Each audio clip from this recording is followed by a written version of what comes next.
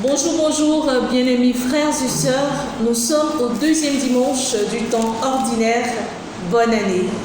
Nous venons de finir avec le temps de Noël et les textes aujourd'hui sont riches les uns les autres. Mais permettez-moi de partir de l'Évangile pour nous expliquer certaines choses, pour nous entretenir. Et l'Évangile, il s'agit des noces de Cana, très riche en enseignements, mais je vais partir de certains aspects pour nous aider à comprendre comment est-ce que nous devons collaborer avec Dieu.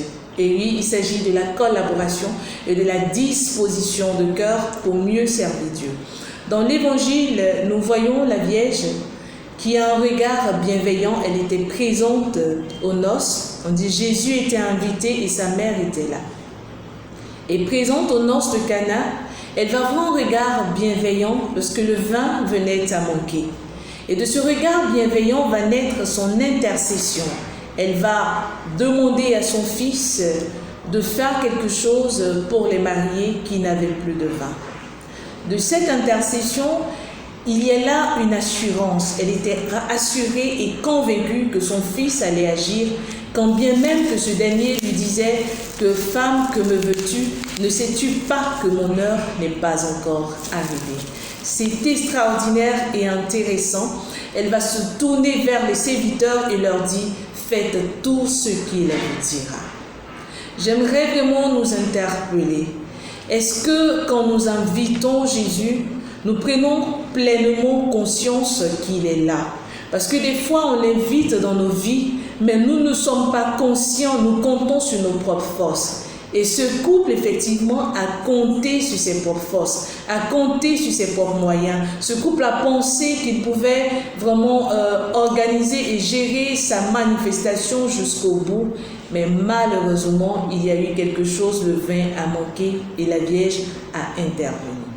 Et Jésus qui va dire, remplissez vos jarres d'eau.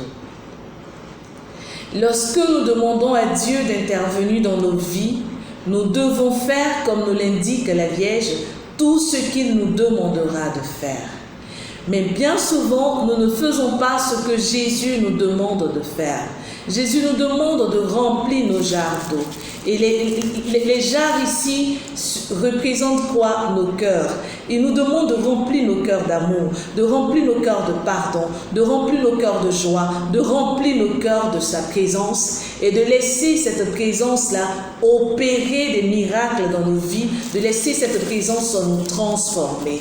Mais nous ne sommes pas très souvent attentifs comme la Vierge l'a été. Elle a été très attentive aux besoins de ce couple qui nous représente. Nous, actuellement, nous souffrons, certes, nous traversons des périodes difficiles et nous nous disons que Jésus n'est pas là. Et pourtant, nous l'avons invité. Et pourtant, nous sommes nés de nouveau. Pourtant, nous sommes baptisés. Mais nous nous disons qu'il n'est pas là, tout simplement parce que nous comptons sur nous-mêmes. Et lorsque nous comptons sur nous, nous ne sommes pas assez disposés à collaborer comme la Vierge l'a fait. Elle savait, elle comptait sur son fils et savait que son fils pouvait le faire. Elle a collaboré en toute simplicité. Et je pense que c'est ce que Dieu nous demande de faire lorsque nous recevons des dons, lorsque nous sommes disposés. Dieu travaille en nous et travaille avec nous. Et la deuxième lecture, nous créons toujours un parallèle de cette intercession simple, intercession pure. Il y a des choses qui s'opèrent. Lorsque nous recevons des dons, est-ce que nous sommes à même de les mettre à la disposition de nos frères et sœurs? Lorsque nous recevons les dons de la grâce que nous donne le Saint-Esprit, le don de prophétiser, le don de guérir, le don de parler en langue, le don d'interpréter les signes, est-ce que nous les mettons au service de Dieu? Est-ce que nous les mettons au service de nos frères et nos sœurs afin de laisser Dieu les transformer, afin de laisser Dieu leur demander de remplir leur jarre d'eau? Je ne crois pas. Très souvent, nous les gardons pour nous parce que nous voulons toujours dominer. Et pourtant, nous sommes même jaloux des dons que reçoivent les autres, alors que là, dans la deuxième lecture, on nous dit que c'est le Saint-Esprit qui donne à qui il veut, comme il veut et quand il veut. Et lorsque nous sommes disposés, frères et sœurs, à collaborer avec Jésus, on ne nous appellera plus la délaissée comme dans la première lecture. On sera la joie de notre époux comme une jeune mariée fait la joie de son époux. On sera la joie de Dieu. puisque tous nous sommes appelés à nous unir à Dieu. Laissons Dieu nous transformer véritablement et disposons-nous à collaborer avec Dieu de ce que nous avons reçu gratuitement de lui. Que Dieu nous aide à y arriver. Je vous aime et lui encore plus.